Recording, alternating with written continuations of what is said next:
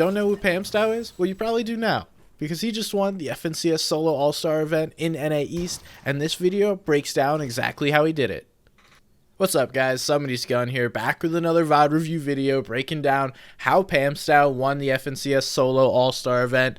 And really, we're going to cover how big of a placement warrior he is and why that's not a bad thing and how it just won him $75,000. So I hope you guys enjoy the video. If you do, make sure to like and subscribe, but let's get right to it.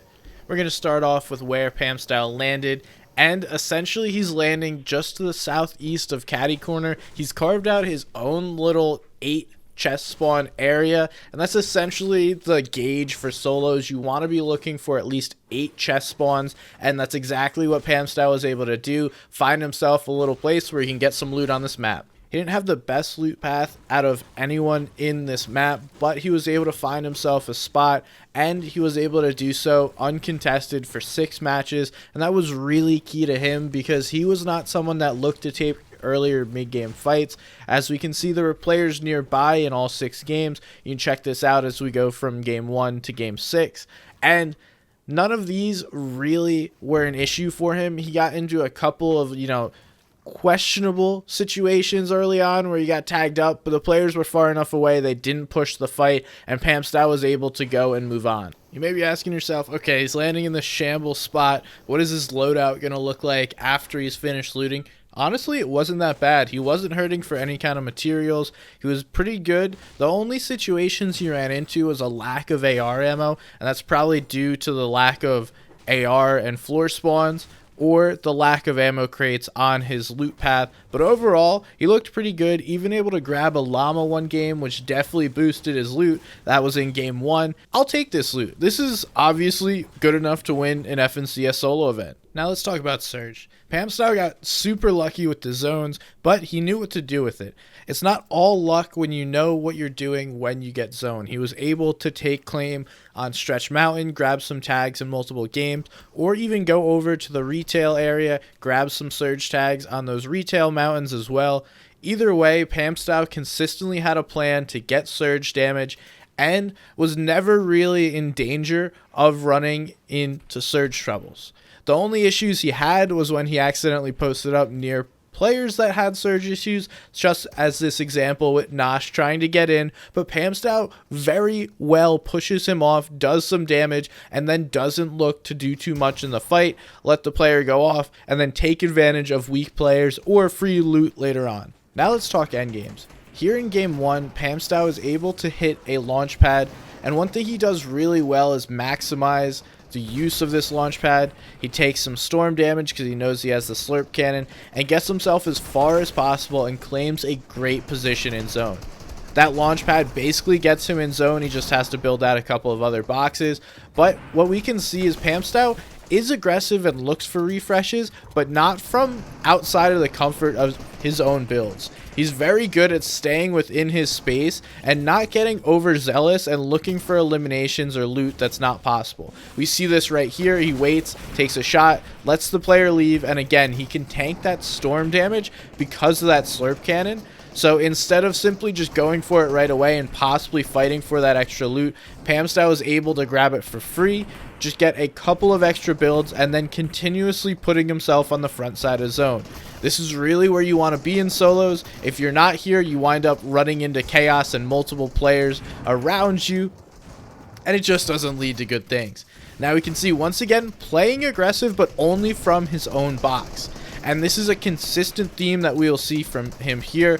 Unfortunately, he gets stuck on the backside of zone here and gets an elimination, but there's just too many players here on this bottom backside, and eventually it causes him to go down. He gets the 1 elim, but unfortunately able to take down 2 players, and that's game 1. Out of all the matches that I watched, this was the one that stood out the most to me. And you may ask, okay, what does this game do? Well, 1, he's going to get 3rd place, and 2, he's going to do so with almost no materials this entire time. It is really impressive how PaMstou is able to navigate these endgames with very few builds, and then use the builds that he does have super efficiently and making sure that they all have a purpose. A lot of times players waste materials, and in this case, PaMstou shows how important it could be just to have those 1 or 2 extra builds. He has absolutely no mats and does not really belong in this endgame anymore with no materials. But somehow he's able to continuously navigate himself on the backside of this zone and find a way to continue playing these moving zones. Doesn't matter if he has mats or not, he's jumping in a box and gets a refresh that is going to extend his game.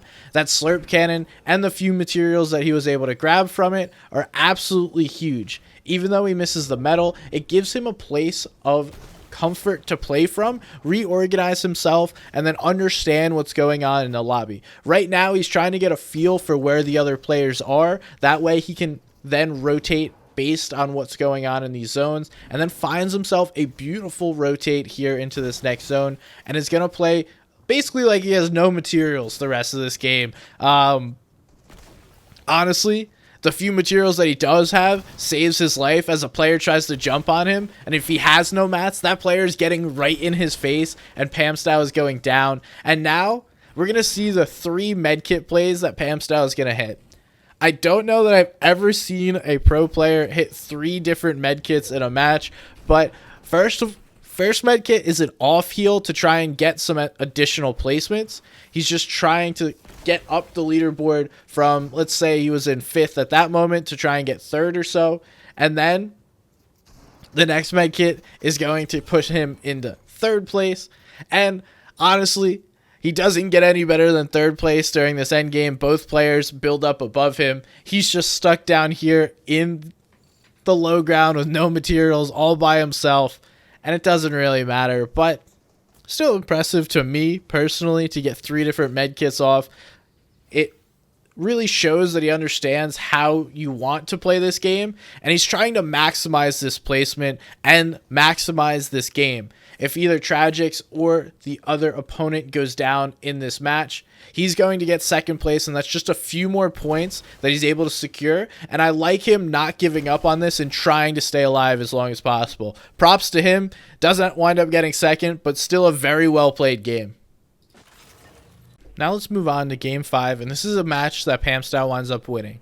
He's searching for a launch pad just like everyone does during these end game and moving zones. He's able to find one and pushes himself up onto the elevation, so instead of getting a further position and going further away from where he is, he chooses the elevation and then also puts himself on the dead side of Storm.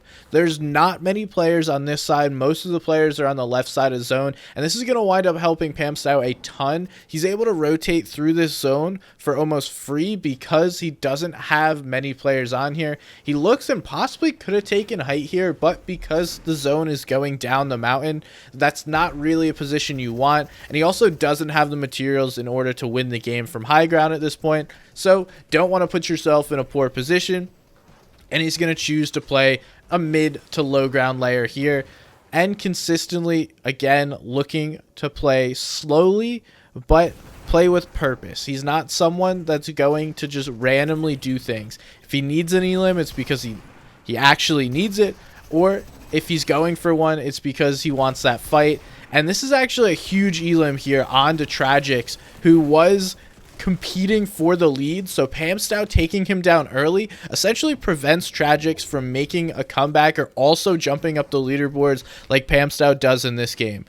That was a really big elim that if he doesn't get is a huge piece, and he's able to get that because he knows that Tragics does not own those boxes. Tragics jumped into somebody else's box. PaMstou is able to grab the wall and then take him down. So because of that, that's a huge elim, a nice refresh, and then we see him navigate these mid-ground layers very well without spending a ton of material, using the old builds, but also not being afraid to build. And I think that's a perfect place of comfort, is understanding how to use old builds, but also how to play with very little builds. It's something Tayson did really well in his solo FNCS.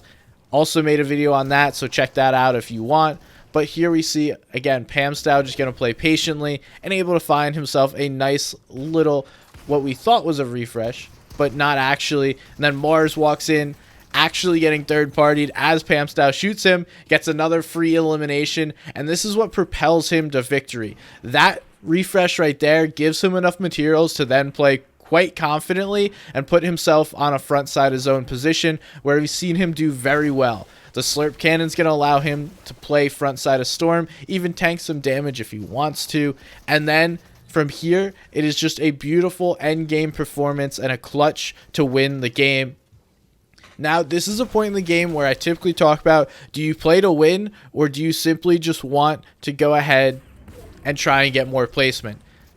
For PaMstou, up until that elim, he would have probably played for more placement, but that gives him a really nice refresh, and now it's time to the high intensity kicks off and he goes up for the high ground, looked for height, takes it. Zuni's had no materials. PaMstou was able to easily take high ground, then beam Zuni's for a free elim, and then everyone just sitting in Storm here waiting for the next player to leave. No one has any materials, and PaMstou is just gonna sit up on high ground, chill, relax, and take this one for free. Heading into game 6, PaMstou has a 10-point advantage over Kanata.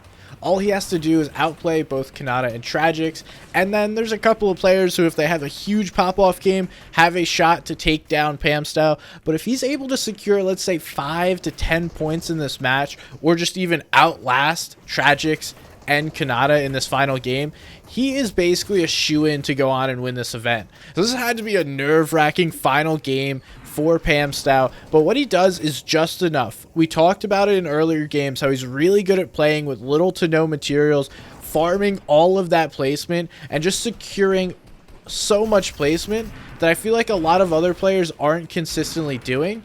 We see this here from PaMstou, able to get just enough placement points in this game and then go on to secure the victory in the overall tournament. Honestly, this final match isn't super impressive, but nonetheless, able to stay calm and navigate through this endgame when you have that pressure of knowing you're winning, and once again, proving to us that he's able to play with no materials. There's very few players that I have seen play with no mats as well as PaMstou, and he's doing this pretty consistently, so it shows me he's comfortable playing in these positions. And that's it. Thank you guys so much for watching. I'm Somebody's Gun. Got some stupid facial hair. We just did our 24-hour charity stream yesterday. So check me out on Twitch if you want to see some other Fortnite stuff going on. PaMstou does really, really well. Really good at playing placement and playing the format, as well as navigating through these endgames with little to no materials. It was quite impressive, and I think the more I watched it, the more I was impressed with him as a player. But I want to thank you guys for watching the video. Thank you for the support. Make sure to like and subscribe to my channel if you enjoy the content. But I will see you guys next time.